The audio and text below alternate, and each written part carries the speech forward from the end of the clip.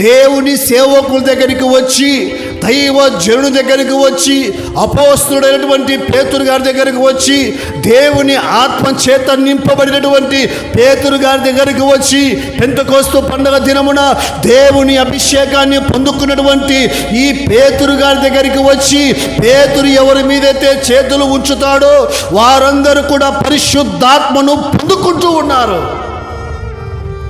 ఈ పేతురు గారి యొక్క అభిషేకము గారడి సీమోనికి కావాలంట.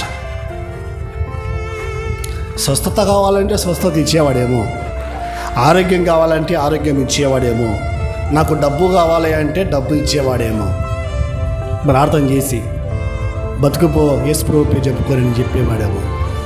కానీ ఈయన అడిగింది ఏంటి? ఏమడిగాడండి? ఏమడిగాడు ఈయన? పరిశుద్ధాత్మ అనే వరం అడిగాడు. పరిశుద్ధాత్మ వరము అడుగుతానే గూట్లో ఉండేది కాదు ఇవ్వటానికి. పరిశుద్ధాత్మ అనే వరము జోబులో ఉండేది కాదు అడుగుతాను ఇవ్వటానికి. పరిశుద్ధాత్మ అనేది అంగట్లో ఉన్నటువంటి కూరగాయలు కాదు, సంతలో ఉన్నటువంటి కూరగాయలు కాదు, లేకపోతే మన ఇంట్లో మన జోబిలో సంతలో కిరాణా కొట్టులో ఉండేది కాదు అడుగుతాను ఇవ్వటానికి.